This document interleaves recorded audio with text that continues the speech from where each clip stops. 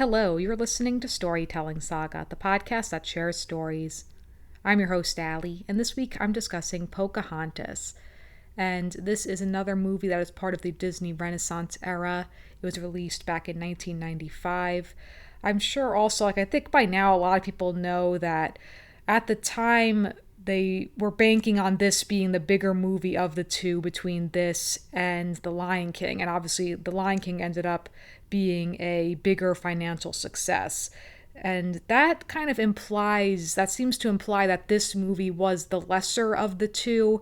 And personally, I don't feel that that is a fair comparison. I don't think it's like to say, like, oh, well, Lion King is better than Pocahontas, because I don't think that's necessarily true. They are, their own separate things, obviously. But that to me makes it seem like it's like, oh, they thought this was going to be the better one, but it turned out Lion King was. And like, sure, from a financial standpoint, yes, you could say that. But obviously, in its own right, this is an utterly beautiful film.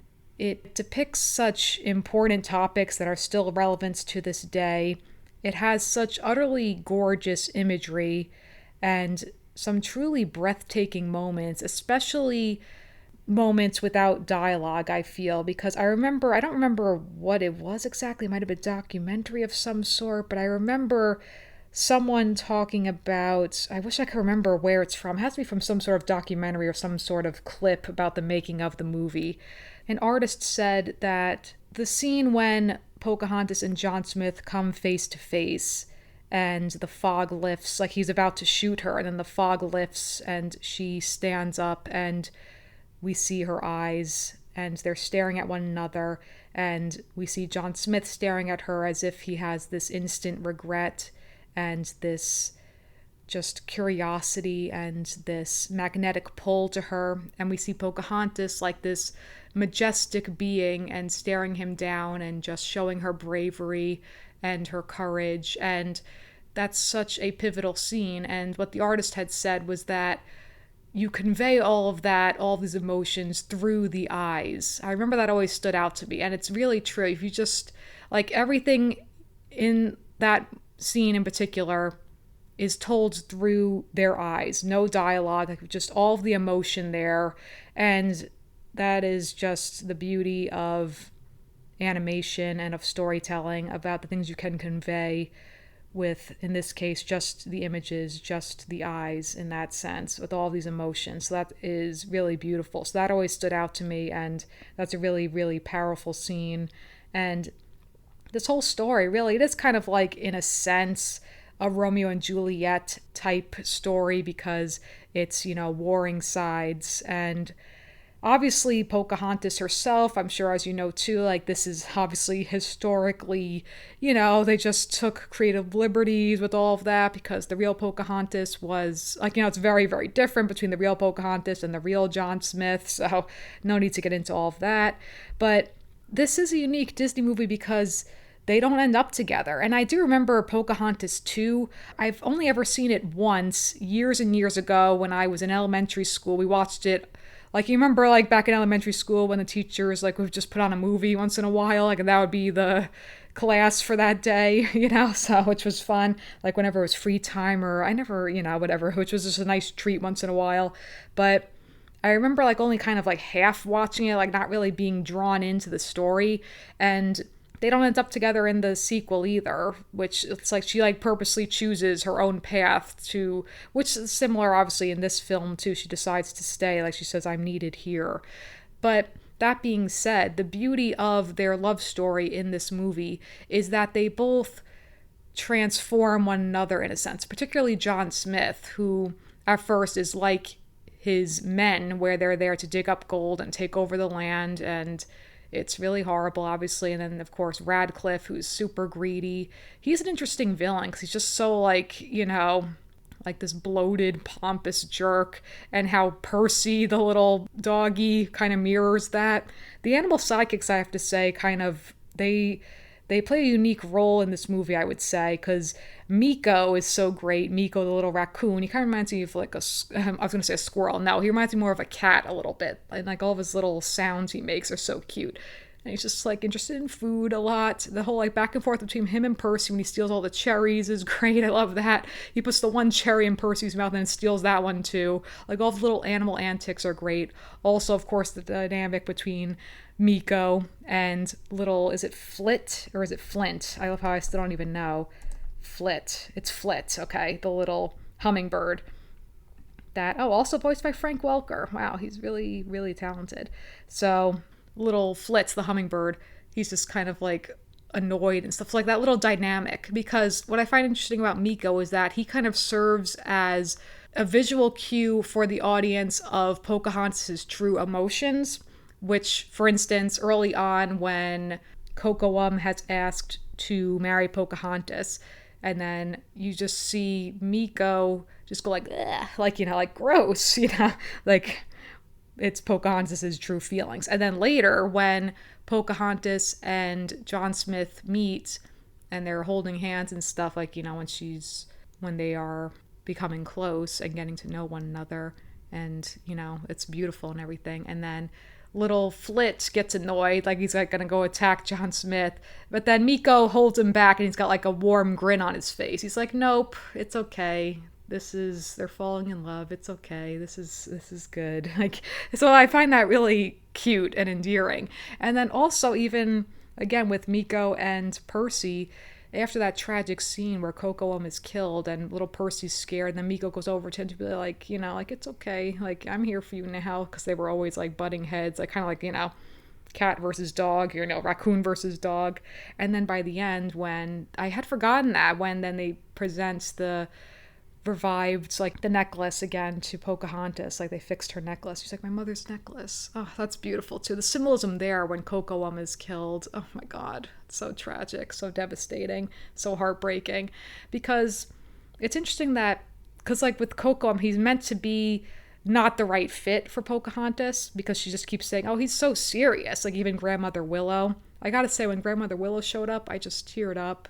She reminds me of my grandmother who's passed away. She passed away in 2012. She just reminds me of her, just the wisdom, the warmth. But while we're led to believe that Cocoam and Pocahontas are not the right match, and that's the whole like drive of the song, you know, just around the river bends. That song's beautiful too. Like when she comes into a fork in the river, the steady path, or this wild winding path, like, should I marry Cocoam? You know, like having to make this choice. That song's beautiful. And again, the imagery, utterly, utterly beautiful.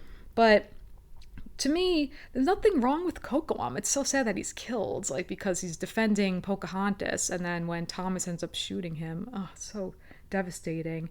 And because Pocahontas's friend had, like, told, what's her friend's? Nakoma, had told him in the first place that Pocahontas is in trouble, so it's very tragic. But like, he was a noble person trying to protect his people, just like the chief was as well, Pocahontas's father, Chief Powhatan.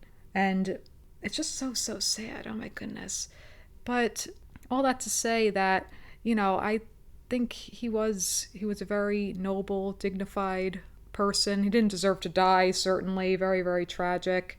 And the love story, though, with John Smith and Pocahontas, it is beautiful in its own right, because they both change because of each other, especially John Smith, who really goes through this growth of appreciating the world in front of him, that there's so much more to life. And obviously that is the whole point of Colors of the Wind, another absolutely phenomenal Disney song, another top 10 song in my opinion. It's, you know how beautiful that song is, especially like the animation in that whole sequence when she's singing, and we are all connected to each other. Like the imagery there when they spring out of the water and then they're on the rock, and like her hair, like that's beautiful imagery to me. Oh my goodness. It's obviously such a moving, powerful song.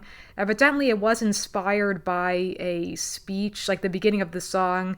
You think I'm an ignorant savage, and you've been so many places, I guess it must be so.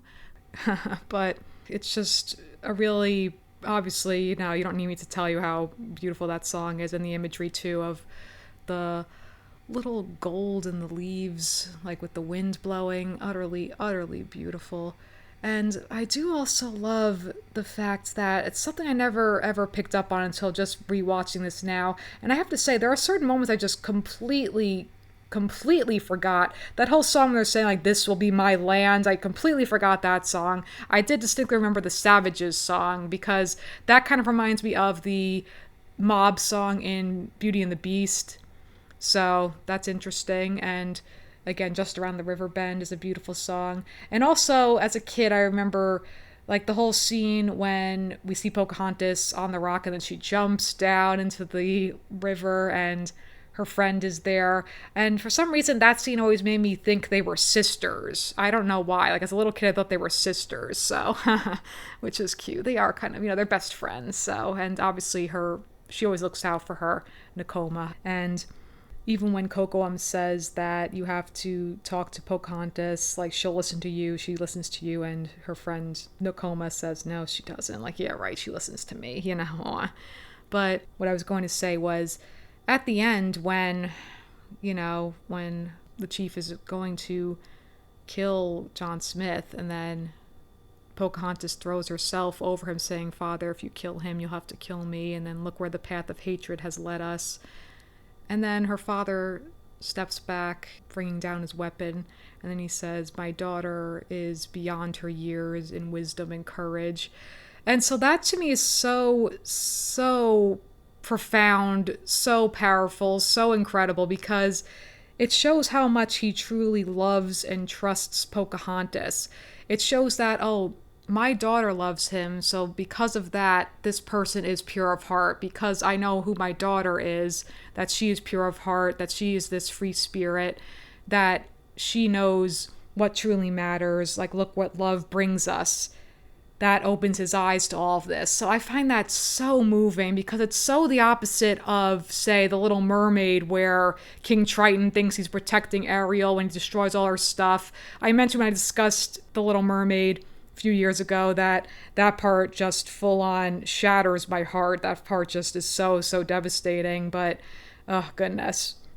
So like with him thinking he's protecting her. So whereas with this, it's, he, like, instead of him being no, just kind of dismissing her feelings, he realizes that because she loves him, that it's wrong what he's doing, that he's, like, obviously he realizes that we must all come together. So that's so beautiful, that he is worthy of my daughter's love, so then he is a good person. That really got to me. I found that so beautiful.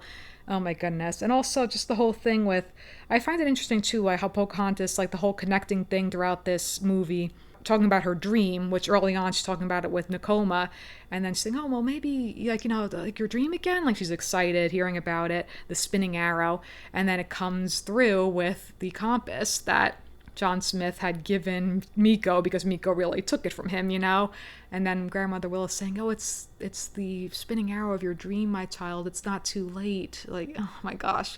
I love that too. Again, the symbolism of that. When John Smith says plainly and simply that, well, if you lose your way, it helps you find your way. Just pointing north, the compass. So I love that too. And we never see the dream. It just is like a recurring thing that's brought up.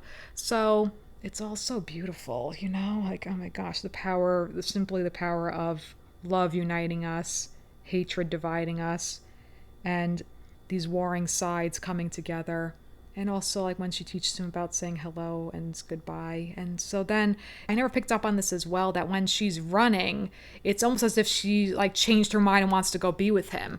But no, she's running, she looks off into the distance, into the water, sees the ship, saying goodbye, like, oh, goodness, him saying goodbye.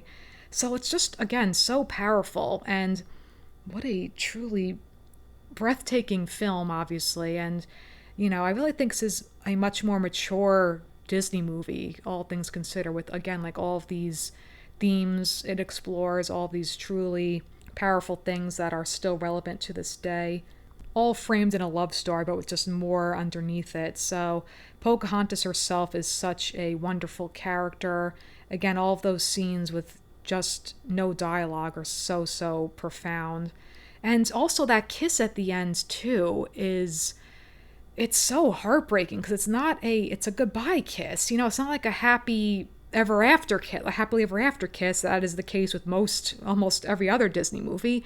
It's, saying goodbye. It's this profound sense. It's, I love you. I'll always be with you. What she says to him that he had said to her, like reflected back then when she repeats it to him, like, no matter what, I'll always be with you forever. That's so beautiful. So there is such this depth to their love for each other. And though they ultimately don't end up together, it doesn't matter because, again, having loved and known each other, they became stronger people in the end. So, again, that's just so beautiful in and of itself as well. So, what a great movie, my goodness, I mean, obviously that goes without saying, but because like all of these Disney movies, they're classics for a reason. They're timeless for a reason. So it's no wonder, obviously, this one being like right in the middle of the Disney Renaissance era. So it truly is such a beautiful movie. And can you sing with all the voices of the mountains? Can you paint with all the colors of the wind? And with that, that's going to conclude this week's episode of Storytelling Saga. Be sure to visit storytellingsaga.com for all places to listen and where to follow on social media. And as always, feel free to send me any questions, comments, or writing prompts by emailing me at storytellingsaga@gmail.com. Until then, thank you for listening, and remember, write what you love.